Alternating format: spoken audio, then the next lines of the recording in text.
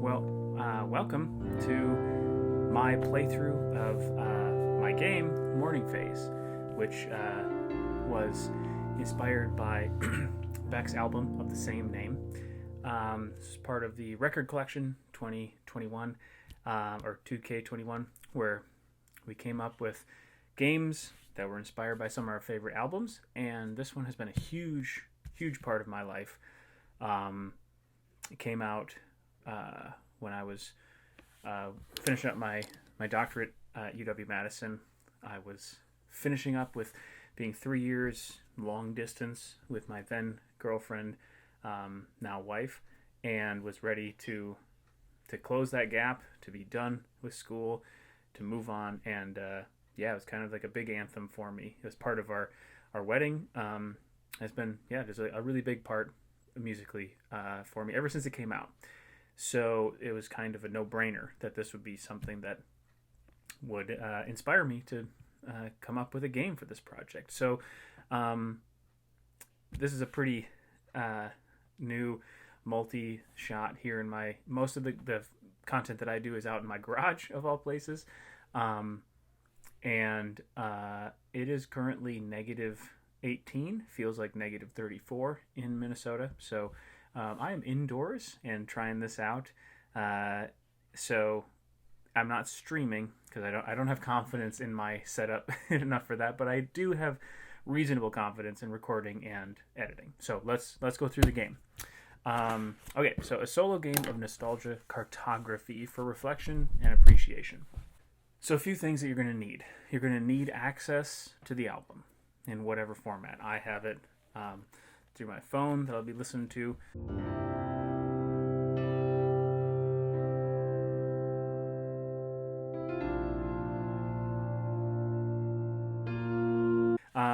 You need a blank piece of paper, probably 8.5 by 11, but totally up to you if you want to make it bigger or smaller.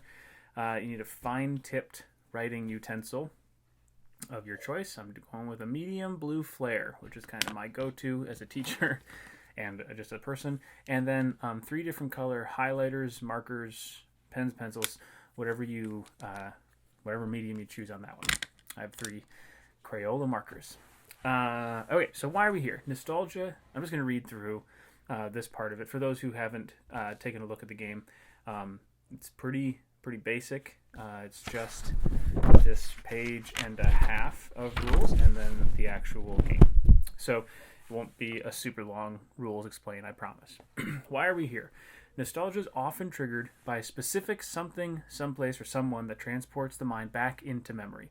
In some instances, this can broaden into remembering other details surrounding the catalyst, but more often than not, nostalgia simply fades away as a single thought misplaced in time. This experience is designed to provide a framework to create a kind of map in order to navigate a specific time period of nostalgia. For our purposes here, this period of time will be referred to as the field. For each track on the record, you are given a prompt to identify a detail from the field that fits the description. These are the artifacts that provide texture and context to the nostalgia. What do we do? For each artifact, you will be instructed to map and connect the new item, which will be more time-intensive towards the end of the album. This places each artifact within the field and affords you the opportunity to recognize and represent this web of interactions they may have. Not all artifacts will connect to every other, but consider these 3 categories for each, nonetheless. Leave unconnected pairs visually unconnected, and mark others with a line and the appropriate color, which were intentionally left vague in order to be chosen to fit the album, the field, your mood, or any other criteria. So my good friend Ian Matthew typeset this, and originally he kind of like filled it. He thought I was just like shorthanding it, and he just filled it with colors. And I was like, actually, no, I do want them to just be color 1, 2, and 3, because that leaves it open to whatever colors you want. I'm not pigeonholing anyone into one type of color blindness or not, or anything like that. So mine today are yellow, green, and pink, which I thought would show up pretty well on camera. So color 1, these artifacts appeared together and coexisted. I think I'm going to call that yellow. Color 2, one of these artifacts led to the other. We call that green, like new growth. And color 3, one of these artifacts entered when the other left. That's pink for fondness, I guess. I'm not sure. So yellow, green, and pink are my 3 colors. Just to give you an idea of how this winds up looking without giving me a bunch of time. So there are sometimes going to be aspects that are connected. And if they're connected, they will have one of these 3 things, because the minimum is they are coexisting. They are happening at the same time. So that's the yellow. Some of them lead to others. Some of them leave when the others enter. Those are the other 2 colors. So if there is a connection, there's a color. It's not just going to be your fine-tipped writing utensil. And the reason why it's kind of cagey with that, this is really designed to be a solo, pretty introspective experience. For our purposes here for this run through, I'm going to do it as you normally would, but I am going to obfuscate some of the things. If I'm thinking of a specific person, I'll probably just refer to them as my friend, and just leave it at that. And the effect is still going to be happening here, behind my awesome root sweatshirt. But I'm not going to just yank somebody else into this thing that they may or may not want to actually be a part of it. Okay. A possible issue with this proposal is that true nostalgia is spontaneous rather than an on-demand resource. Aside from carrying these instructions around with you until genuine nostalgia hits and immediately embarking on the experience when it does, that is a joke. That if you did that, props, but I haven't even done that, and I made this game. We will do our level best to simulate the nostalgic impetus to get the process started. To accomplish this, the initial prompt is the only one that's time limited. Do your best to answer it honestly and simply without reading or thinking ahead. If done properly, this will present an admittedly manufactured response. You get to choose what the field is, what time span you're going to be looking at. But the subsequent prompts should provide a measure of nostalgic remembrance during the process and, hopefully, a grander viewpoint from which to reflect upon and appreciate this time of your life. Note, with each prompt, feel free to move through the album as you see fit. You can skip to the next track as soon as you've completed mapping and connecting each artifact, listen to each track in full, or even repeat one until you're ready to move on. The only true time limitation is for the first prompt, which should be listened to in full and no longer than that in order to get the process started. Finally, then what? Upon completion of a nostalgia map, you are met with a couple final decisions. The first being whether to keep or discard it. There's a case to be made for both paths. On one hand, you could keep it around and maybe even slowly add to your collection of maps to return to from time to time, but on the other, you could dispose of it after sufficient reflection and simply let it fade away and return on its own terms later. Neither is wrong. The second decision is whether you want to reach out to those this experience reminded you of, or to simply appreciate their role in the process alone. Again, neither is right nor wrong. That should be nor, Mr. Frost. Finally, feel free to return to this experience whenever you'd like to explore another field. So on that, this is a reusable thing. The only aspect is that part where it talks about don't read or think too far ahead, because that first decision, what the field is going to be, is we don't want that to be colored too much by you thinking about what else you're going to be writing about. We want it to kind of be separate from that. So, if you do return to it, give it some time so you can let it kind of filter out of immediate memory, and do your best not to think about what the other prompts are beyond the first one, which is essentially what field are we talking about here. Okay, so now we're ready to actually begin. And at this point, I think I'll start the music for me as soon as I'm done reading the prompt itself. So first, cycle. Identify a period of time in your life you often reflect back on fondly. Label the top of the page with this. This is not an artifact to be connected. Okay. Which is instrumental.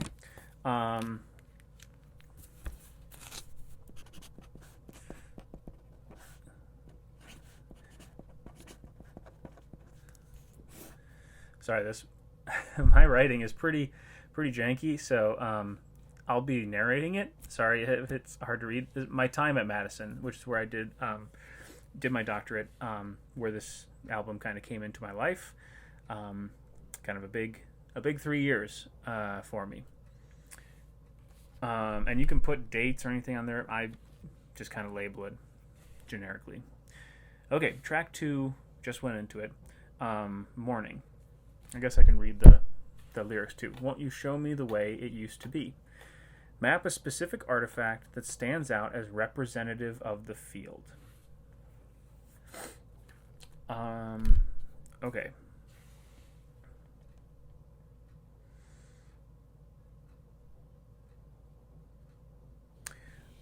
I'm gonna say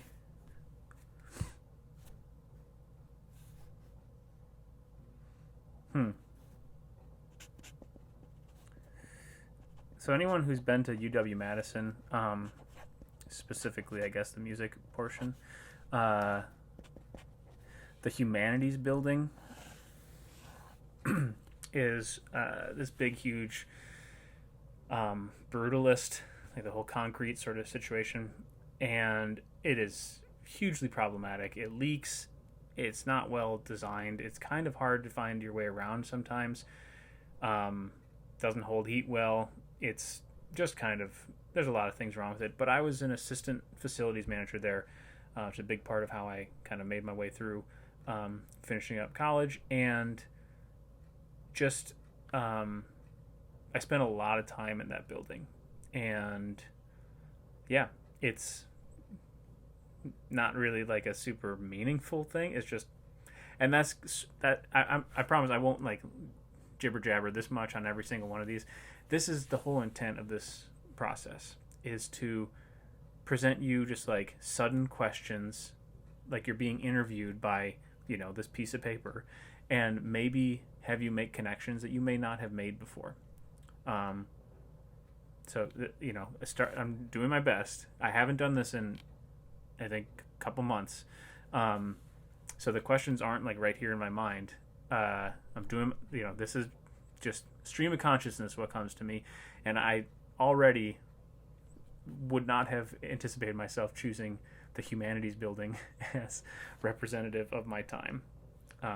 Okay, so the first one, there's no connections to be made because it's the only one, so no colors yet.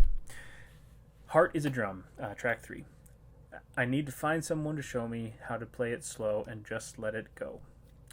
Map and connect a person you whiled away the time with the most. I'm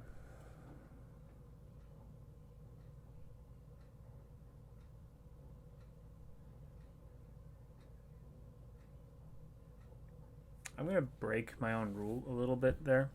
I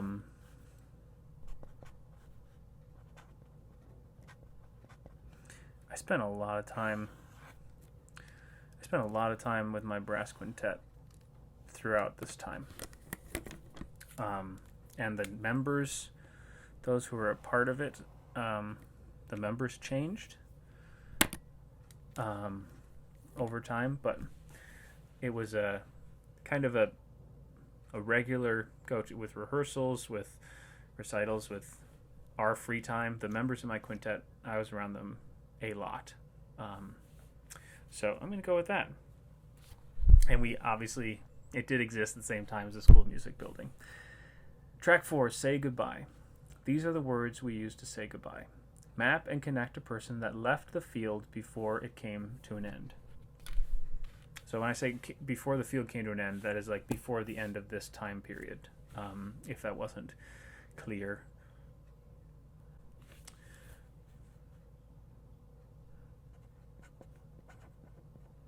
Boss.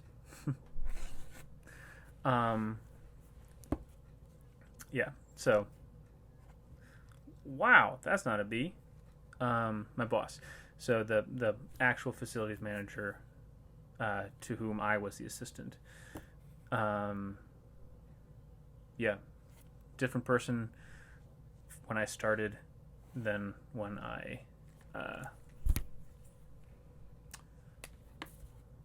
than when I finished. Sorry. Happening at the same time as humanities building. They were not part of my quintet, as you can see. Blue Moon, track 5. Don't leave me on my own. Map and connect a person that entered the field who may have remained to the end or left early.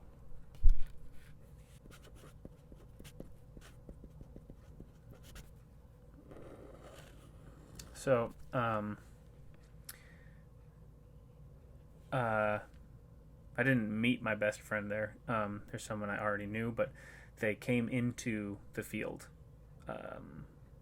and spent quite a bit of time together because we lived together for 2 of those 3 years. So they were not a student. They're not connected to any of this stuff, which is one of the cool things about this experience. Sometimes you'll map something and it just will never, it'll be part of this field, part of this experience, but it won't have this interconnected network with the other things. And that's part of the magic of it, to me at least. Unforgiven, track 6. Somewhere unforgiven, time will wait for you. Map and connect the memory of something you left in the field that you think back upon most often. Honestly,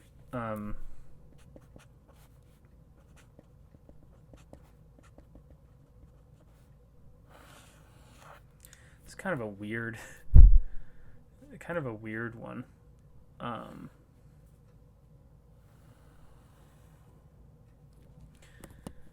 But being assistant facilities manager afforded me the opportunity. If you're wondering why I'm like going side by side, when I did this in the last one with highlighters, just went right over it. These I don't necessarily want to go right over the ink because I don't want to get a bunch of the blue ink on this.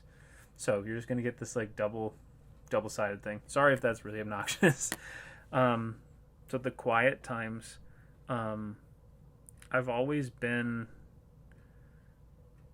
in looking back and part of the process of like what led to this game is I reflect on those times when there wasn't a ton of stuff happening. Clearly, there are a lot of things that, the quintet, like all my time with my best friend, but I'm talking about here is, when I worked until 10 and then I had to walk 1.5 miles to my car, like walking through campus when there isn't stuff going on. Because Madison is a crazy campus. It's a college town with crazy game days and all that. And I grew up as a Wisconsinite going to games and, just it being wild. And I just really love the different parts of that campus that I could just kind of be and just experience it at night. And yeah, it was just kind of a really cool part of it. So there we go. Game's doing its thing. Okay, next up. Track 7, Wave. I won't go under. I'll only be carried away. Identify and map a change or loss that almost ended the field entirely, but didn't.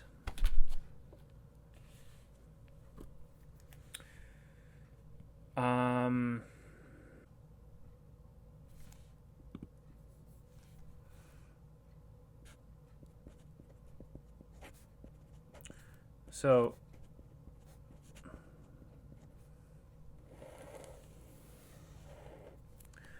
my I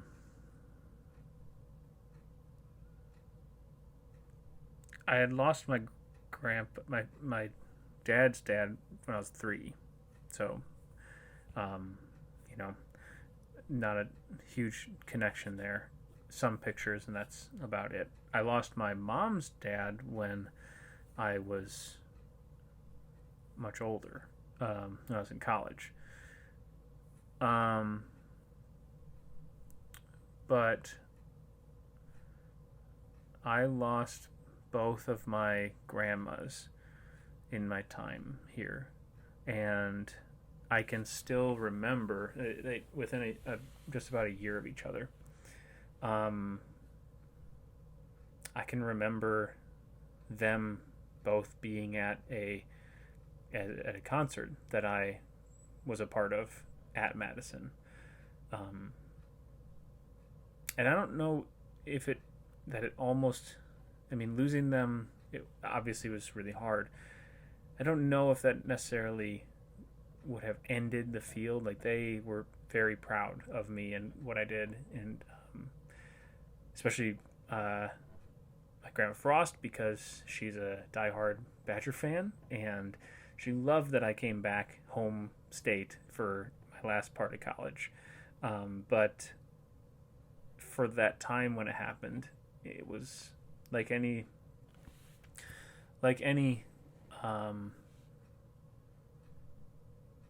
anytime you lose someone, it is just sort of threatens,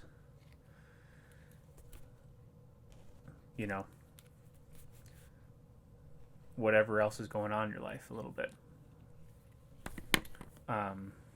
Nothing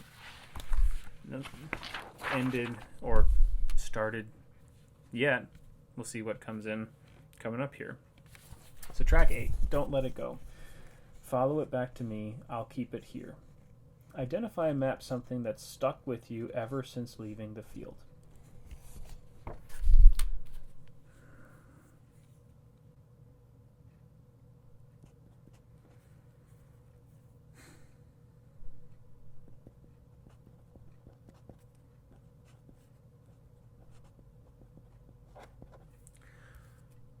So,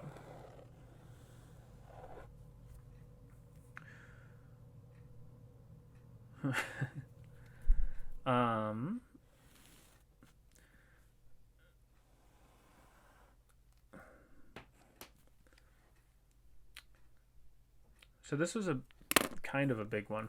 New color. And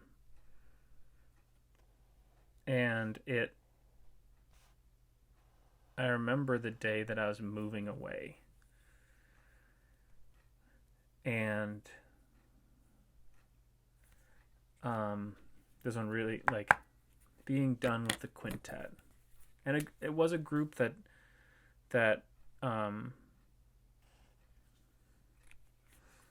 was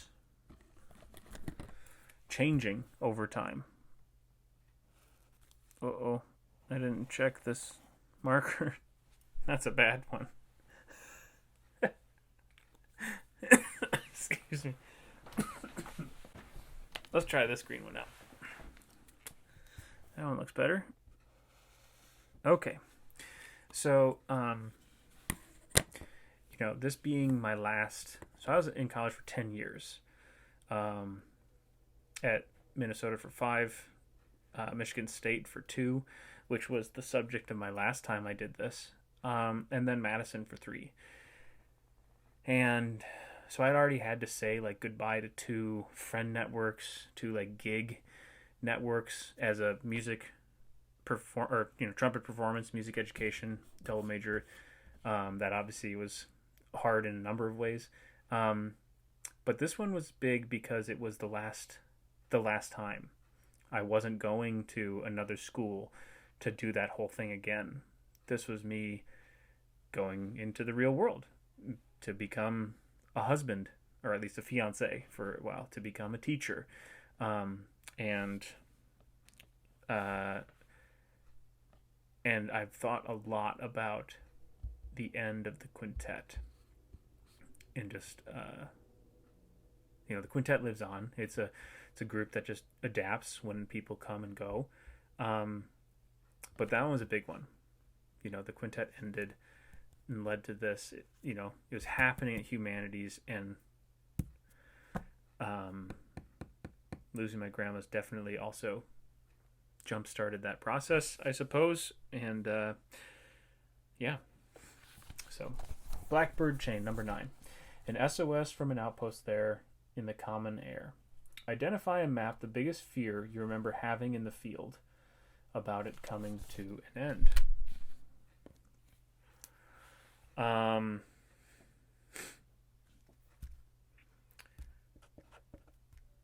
Do I know enough?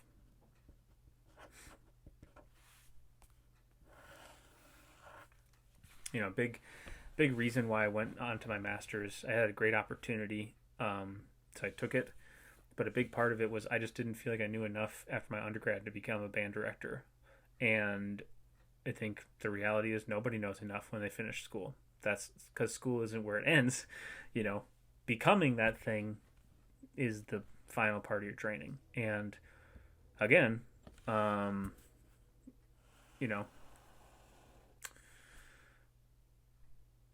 that's the reality of finishing up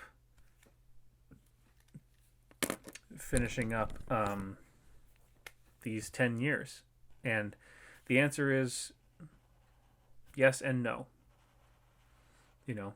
I knew enough. I knew enough to know when to reach out to other people. I knew enough to know what I didn't know. And those are really important things that have been critical for me as we go forward. But it was a huge fear to finish up with all that time going into the real world, as everyone, I think, to some extent can associate with. Track 10, phase. Identify and map something that surprised you in the field.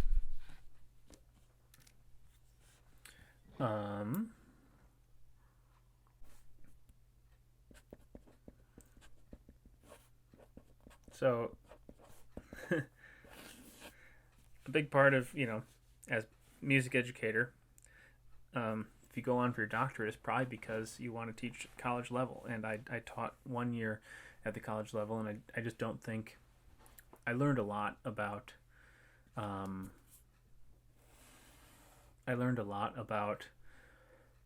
what I wanted, and I am now a middle school band director, and it in a lot of ways fits my personality a lot better. I'm very scatterbrained, and that can be to your benefit at the collegiate level, as long as you are also able to really drive down into the thing you're focusing on, which hasn't always been my strong suit. And I found out that I just don't have the hard nose that the really helpful professors who helped shape me to be who I am now, to tell me like the hard things that I just needed to hear. I don't have that. I can help shape a middle schooler into, hopefully a better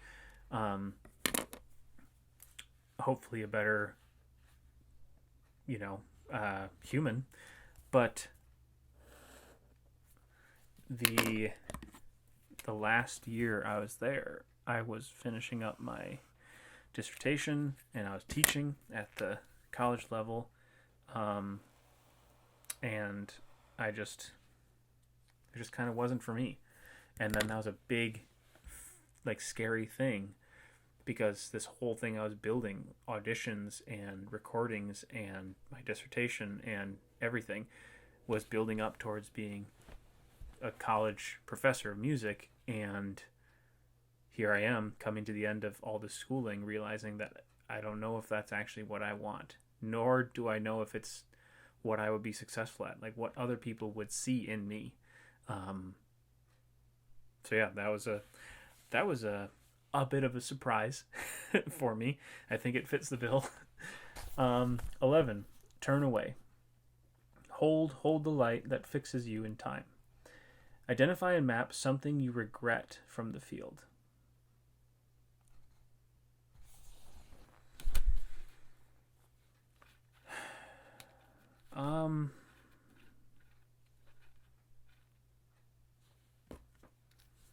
Something I regret.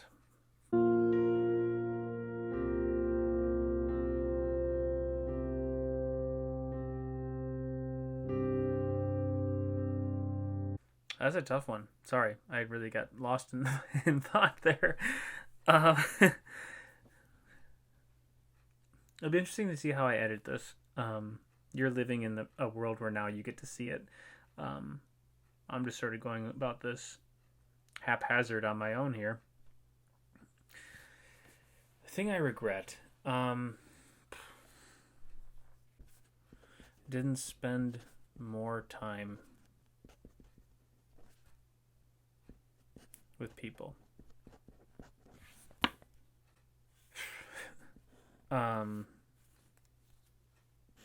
Whew. That one's connected to a lot. Wow, that's a whole bunch. I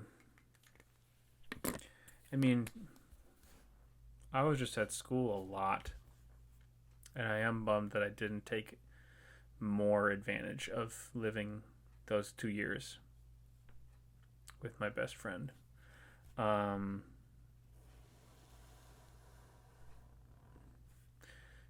I just sort of assumed my boss would be there the whole time, and did not necessarily happen.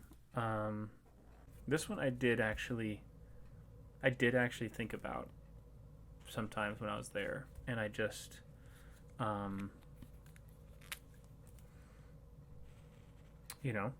it's the crazy hours that I would be working and practicing and rehearsing and being in class, and just so little time at home.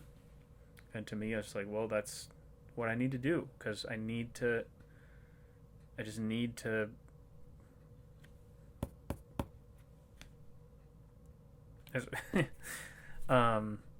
yeah, do I know enough,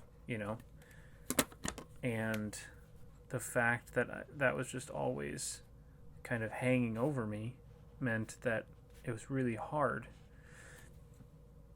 to take advantage of the time. And it wasn't like I'd never spent any time with anybody, but it wasn't that much. And looking back after, when it all was said and done, and I'm realizing that I didn't spend, that it was the last hurrah. It was the last time with all these people, last time being a college student, last time, I love my wife and I love my life now. It was the end of that whole era of being that Kyle. And I loved my time there, but there's a lot of time that I, maybe I overvalued those quiet times. Maybe I overvalued just trying to acquire everything I possibly could. Yeah. So, all right. Country down, number 12. Identify a map something about the field that you've reflected on before, or something you haven't until now.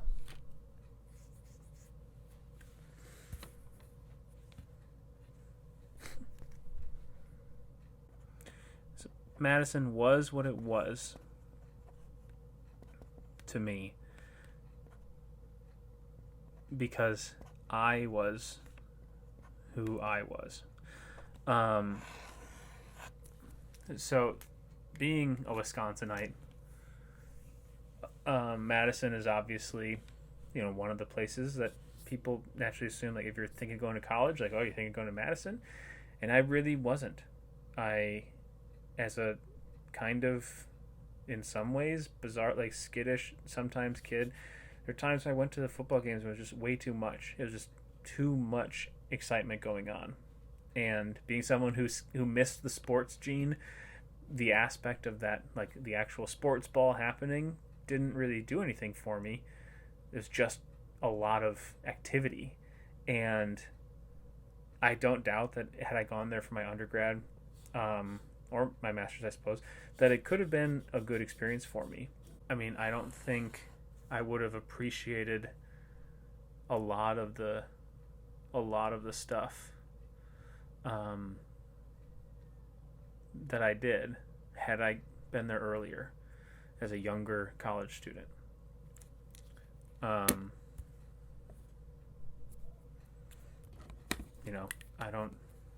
I don't have those memories of quiet times from my undergrad or my master's.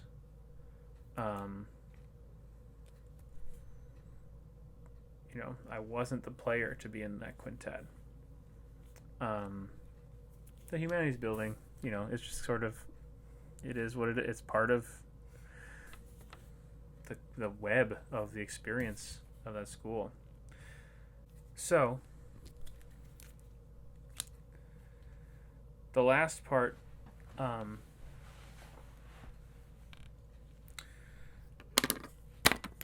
track 13, Waking Light. Such a length to go, and how much more can you show? Take time to appreciate the connections that existed, as well as to wonder about those that didn't. Ponder the differences made in your life from the presence and absence of those connections.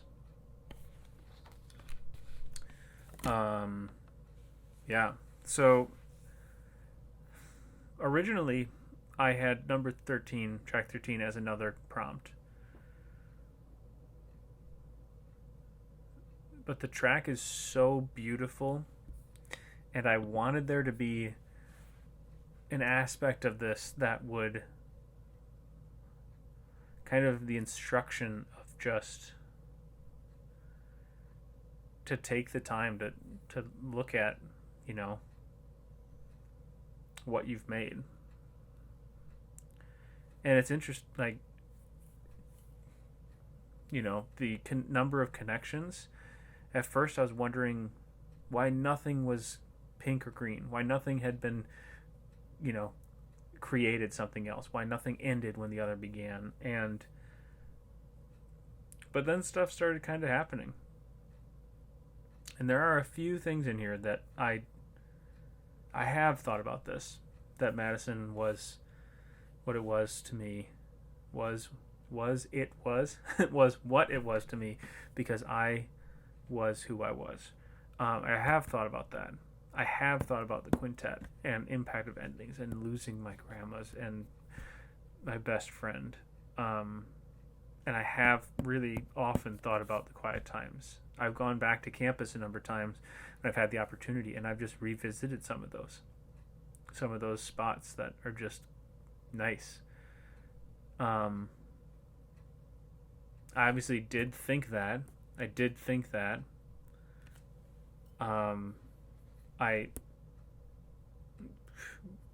kind of thought about that. And yeah. So it's sorry if this is it's a different playthrough. And I don't know if I'm grateful or surprised or bummed, but didn't cry. Was prepared to if necessary. Did a couple of times on the other one for my master's. And my wife and others that I have spoken to, if you really lean into it, that's what this is designed to do. You get to choose a time of your life. You have some agency where you want it to go.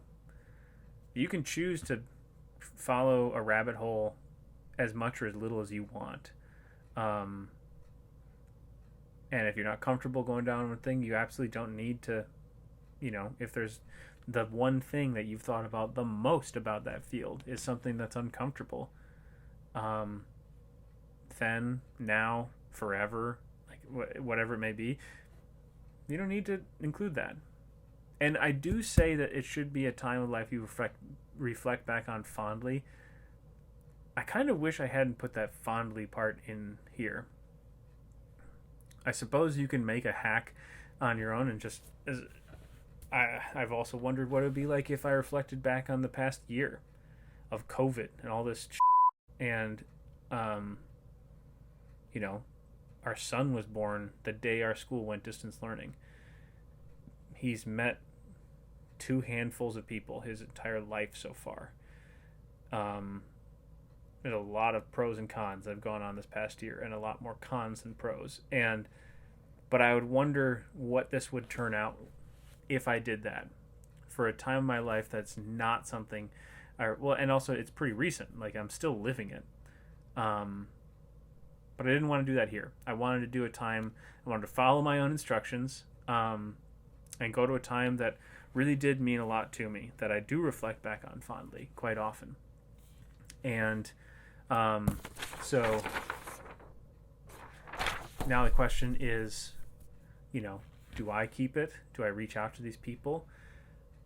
And to me, the answer is the exact same as it was for the first time. Yes and no. I am going to keep it around. I am not going to reach out to any of these people and just say, hey, was thinking about you when I did this thing. But I'm not going to lie. Next time I see the person or interact with them, I'll probably think about this. And that's the other, byproduct of this experience, is it might lead to you taking a little bit more time next time you talk to someone. Just being more cognizant when you might be in one of those fields in your life, whether that's a year of work, a vacation, a friendship, a shared hardship that kind of brought you together, and just recognizing that sometimes things are going to stick with us for a long time, outstay their shelf life way longer than you would expect to. But also, even within those good times, there are things that leave. There are things that you wish were different, and vice versa. Times that are difficult, there are probably things in there that you're grateful for, but they might be buried underneath lots and lots and lots of things that you aren't grateful for. Or maybe not. Maybe there are times in life where there is nothing that went wrong, and maybe there are times in your life when literally, like, even upon deep introspection, nothing went right. And I'm not going to tell you that can't be the case, because I'm not you. I haven't lived my whole life yet. There might be sometimes in the future where I can't really see the positives or the negative, But what this is an opportunity to give you a little bit of a tour guide in your own memory, to not just take a moment and when nostalgia suddenly hits because you heard something that sounded like a piece you played back in school music, and then you just, like, for a few minutes think about the people you played it with, and, well, whatever you spent your time doing back then. It forces you to be a little bit more, to dig a little deeper, than force you. It calls to you to go a little bit deeper, and I hope that it is as meaningful an experience to anyone who wants to take it as it has been for me to develop it. And the times that I have done it myself, I have thought about what I came up with on here for a while afterwards. So I'm grateful that the record collection 2K21 inspired me to even think about it. I'm grateful for Solo But Not Alone to give it a little bit wider of an audience, to be part of this thing. I'm grateful for this right now, this part of the stream that you're experiencing it through. And I just hope that it's something that kind of, even if you only do it once, you probably didn't pay much for it, because it's pay whatever you want. It's as free as you want it to be. Or you bought it with the Solo But Not Alone, along with a bunch of other awesome things, other wonderful experiences, and the money went to a good cause. So if you only ever do it once, I hope it's a great time. I hope it allows you to see connections you may not have known to exist before. And maybe pass it along. Come back to it later. Or just carry that experience with you. And again, I don't know how the editing of this is exactly going to go. I imagine I'm probably going to cut out some of the just like long stares off into the distance. But whatever the end product is, thank you for watching. Thank you for being here. Thanks for having me. And I hope whoever is interested really has a wonderful time with this game that I'm really happy that came out the way it did. All right. Have a great day, everybody.